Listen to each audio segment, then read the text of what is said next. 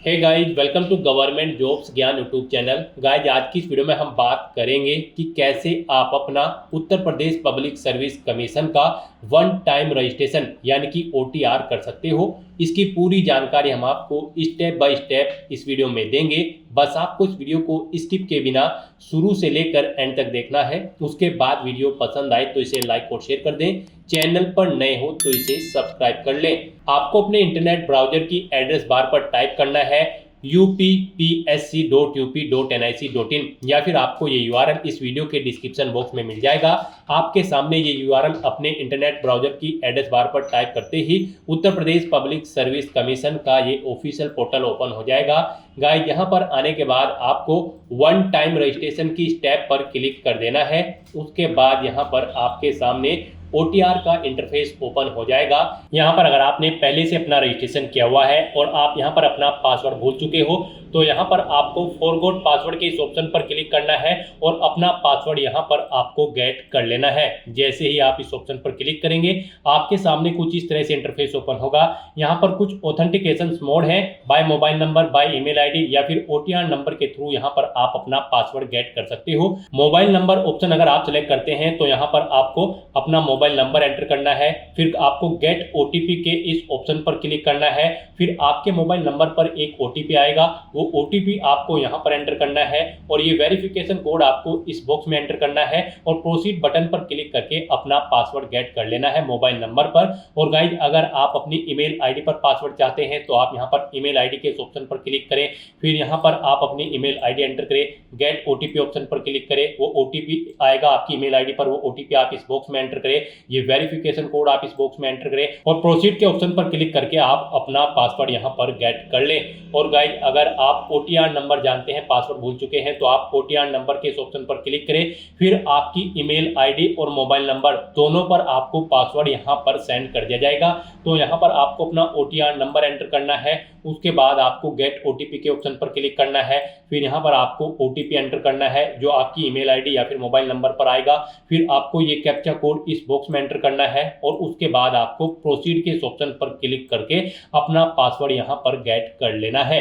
इस तरह से आप अपना पासवर्ड अगर भूल चुके हो तो आप उसे यहाँ पर गेट कर सकते हो। और गाइस, अगर यहाँ पर आप अपना मोबाइल नंबर या फिर ईमेल आईडी चेंज करना चाहते हैं तो फिर यहाँ पर आपको चेंज मोबाइल / ईमेल आईडी के सामने सबमिट रिक्वेस्ट के इस ऑप्शन पर क्लिक करना है। उसके बाद आपके सामने यहाँ पर कुछ इस तरह से इंटरफेस ओपन होगा। यहाँ पर आप अगर अपनी ईमेल आईडी चेंज करना चाहते हैं तो आप ईमेल आईडी के ऑप्शन पर क्लिक करें, अपना ओटीआर नंबर एंटर करें और गो के इस ऑप्शन पर क्लिक करके आप अपनी ईमेल आईडी चेंज कर ले। मोबाइल नंबर चेंज करना चाहते हैं तो मोबाइल नंबर ऑप्शन पर क्लिक करें, अपना ओटीआर नंबर यहाँ पर एंटर करें और गो के ऑप्शन पर क्लिक करके अपना मोबाइल नंबर चेंज कर ले। और अगर आप ईमेल आईडी और मोबाइल नंबर दोनों को चेंज करना चाहते हैं तो फिर आप बोथ के इस ऑप्शन पर क्लिक करें, अपना ओटीआर नंबर यहाँ पर एंटर करें और फिर आप यहाँ पर गो के इस ऑप्शन पर क्लिक करके अपना ईमेल आईडी और मोबाइल नंबर दोनों चेंज कर सकते हैं। इस तरह से यहाँ पर आप अपना पासवर्ड गेट कर सकते हो, मोबाइल नंबर और ईमेल आईडी चेंज कर सकते हो। और अगर आप यहाँ पर फर्स्ट टाइम रजिस्ट्रेशन करने जा रहे हो, यहाँ पर आपको इन स्टेप्स को फॉलो करते हुए अपना ओटीआर कंप्लीट कर लेना है। आपको पहले रजिस्ट्रेशन करना है,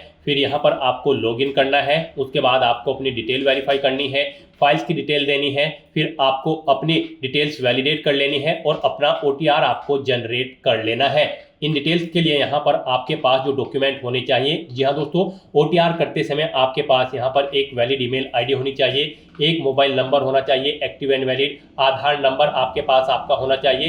ये चीज़ें यहाँ पर आपके लिए रिक्वायर्ड है और पर्सनल डिटेल के लिए यहाँ पर आपकी कोई आईडी या फिर 10वीं 12वीं के सर्टिफिकेट आपके पास यहाँ पर होने चाहिए। तो इन डॉक्यूमेंट्स का होना आपके पास जरूरी है, तभी आप यहाँ पर ओटीआर कर पाओगे। तो यहाँ पर ओटीआर करने के लिए आपको टॉप पर ही ओटीआर का ये लिंक दिया गया है, आप इस पर क्लिक करें या फिर आप रजिस्टर नाउ के इस लिंक पर क्लिक करें। उसके बाद आपके सामने यहाँ पर वन टाइम रजिस्ट्रेशन का इंटरफेस ओपन हो जाएगा। यहाँ पर आने के बाद गाइस, आपको सबसे पहले अपनी ईमेल आईडी एंटर करनी है, फिर यहाँ पर आपको अपना मोबाइल नंबर एंटर करना है और उसके बाद आपको यहाँ पर वेरीफाई ईमेल एंड मोबाइल इस ऑप्शन पर क्लिक कर देना है। फिर आपके सामने यहाँ पर कुछ इस तरह से पॉपअप शो होगा। अब यहाँ पर आपको गेट ओटीपी ऑन ईमेल और gate OTP on mobile in option पर क्लिक कर देना है। उसके बाद आपकी रजिस्टर्ड ईमेल आईडी और मोबाइल नंबर पर ओटीपी जाएंगे, उन्हें आपको वेरीफाई कर लेना है। आपको अपने ओटीपी यहाँ पर एंटर करने हैं और फिर आपको वेरीफाई ईमेल आईडी और वेरीफाई मोबाइल नंबर के ऑप्शन पर क्लिक कर देना है।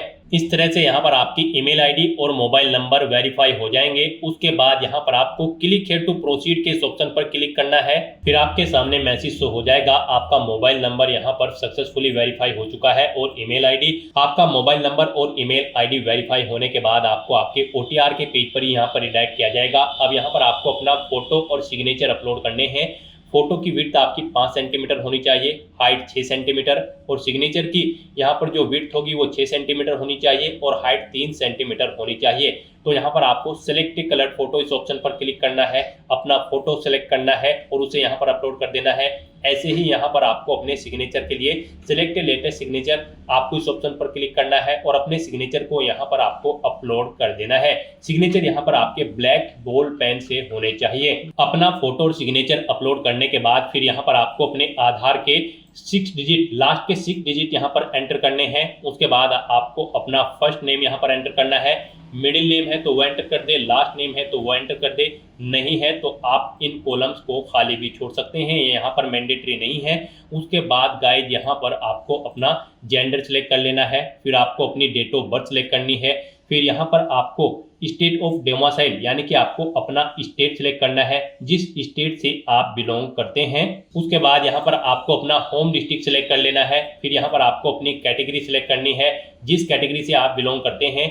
उसके बाद यहाँ पर आपको अपने फादर का फर्स्ट नेम आपको एंटर करना है, उसके बाद उनका मिडिल नेम आपको एंटर करना है अगर मिडिल नेम है, फिर आपको उनका लास्ट नेम यहाँ पर एंटर करना है अगर लास्ट नेम है, नहीं है तो आप इन कॉलम्स को खाली छोड़ सकते हैं, ये मैंडेटरी नहीं है। उसके बाद यहाँ पर आपको अपनी मदर का नाम एंटर करना है, ऐसे ही उनका मिडिल नेम और लास्ट नेम एंटर करना है, नहीं है तो आप इन कॉलम्स को खाली छोड़ दें मिडिल नेम और लास्ट नेम के।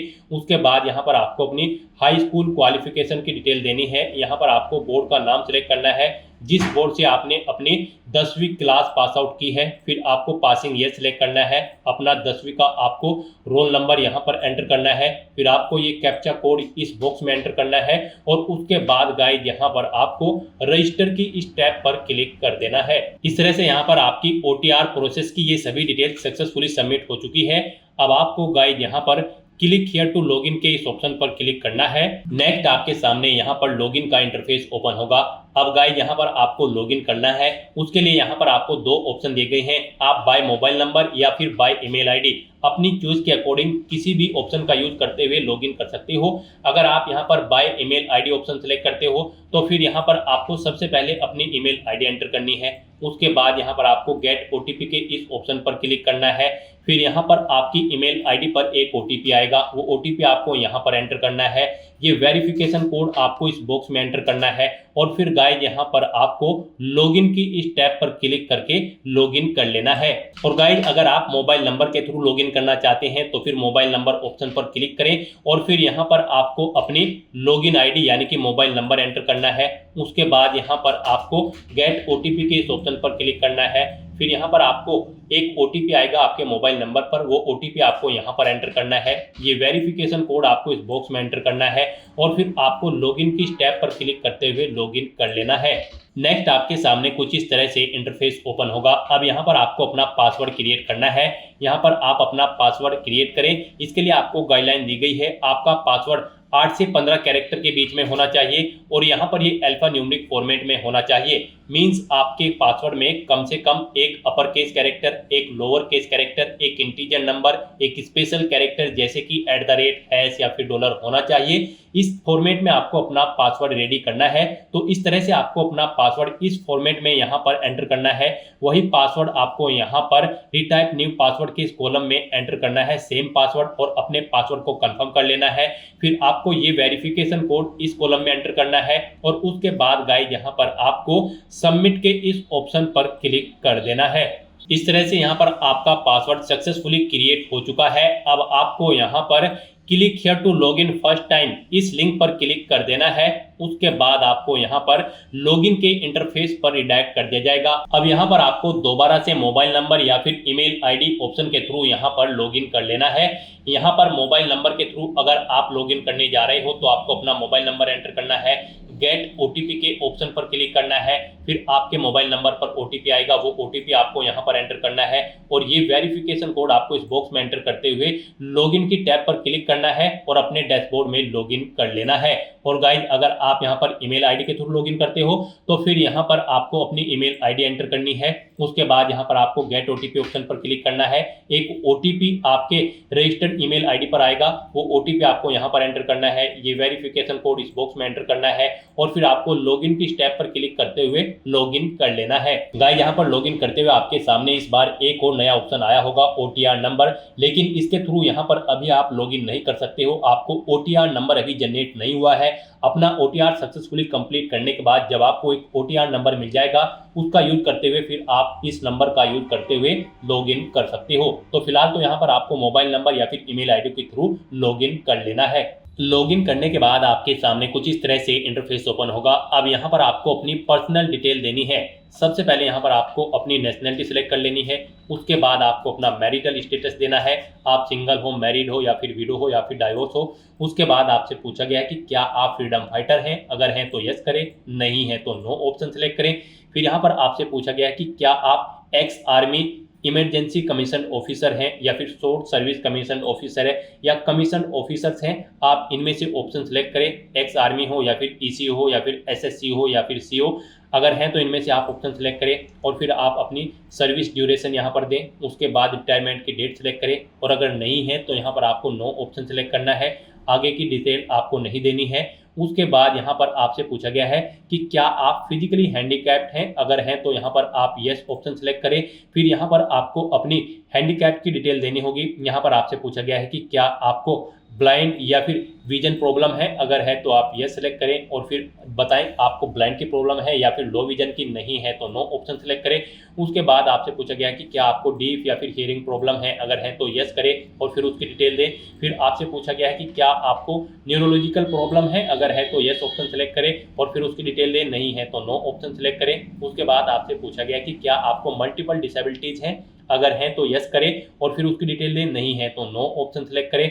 फिर यहाँ पर आपसे पूछा गया कि क्या आपको फिजिकली प्रॉब्लम है, लोकोमोटर डिसेबिलिटी, सर्बल पैलेसी है, अगर है तो यहाँ पर आप यस ऑप्शन सेलेक्ट करें और फिर यहाँ पर आप अपनी पीएच कैटेगरी, लोकोमोटर या फिर सर्बल पैलेसी की कैटेगरी या फिर सब कैटेगरी सिलेक्ट कर लें। कौन सी यहाँ पर आपको लोकोमोटर या फिर सर्बल पैलेसी है, आप अपने अकॉर्डिंग ऑप्शन सेलेक्ट करें। और गाइस अगर आपको ये प्रॉब्लम नहीं है, आप फिजिकली प्रॉब्लम आपको नहीं है, तो यहाँ पर आपको नो ऑप्शन सेलेक्ट करना है। फिर ये आगे की डिटेल्स आपके सामने डिसेबल्ड कर दी जाएगी। उसके बाद यहाँ पर आपको इस पेज को नीचे स्क्रॉल डाउन करना है।